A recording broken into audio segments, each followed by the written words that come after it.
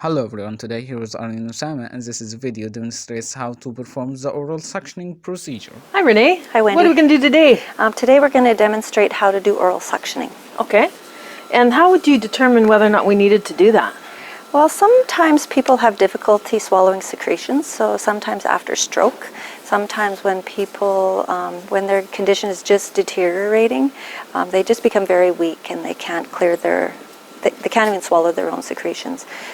So to keep them comfortable, that's what we're going to do. So I might notice there's some drooling happening.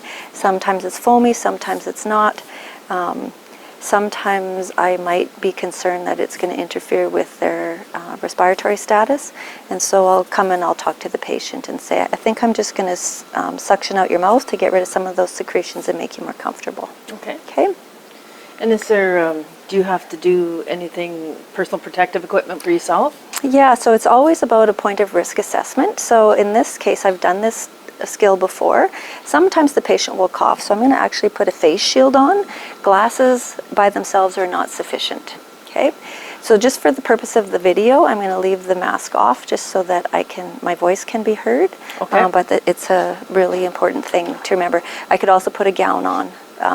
There's no black and white rules about the gown, but you make that decision yourself based on your experience and what you know of the patient's situation. So I'm going to use a Yonker suction this time. It's a hard plastic. Some of us might have seen them at the dentist office, but it's quite a large lumen and it's good for sucking out secretions. Sometimes the patient may have been eating and they might have food in their mouth, which in case you need a large lumen suction catheter to get that out. So I'm going to it should always be clean, so keeping it inside the package when it's not in use is a good idea. I'm going to hook it to my suction tubing, and I'm going to turn on my suction in a minute.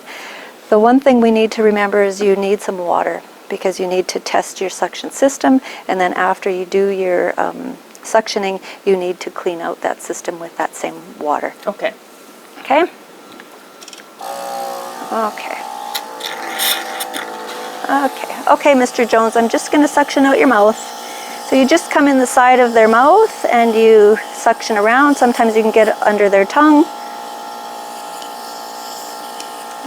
It's probably a good idea not to go on the top of the tongue because then that might cause them to choke. Eh? Exactly. I've seen some people too, like, you know, in the dentist when they put that in there, they actually get you to put their mouth around it and suck. Yep. And then that'll pull everything forward. Yep. And again, you have to assess your patient's situation. Some people will be able to do that and some won't. Okay. Yeah. Some people even use this type of suction when they're doing mouth care, when people are at risk for aspiration. So they'll be brushing their teeth, but at the same time keeping the suction in there just to prevent extra fluids that might cause them to aspirate. Good. Okay. Do you have to chart that? Oh, definitely. Yeah. It's.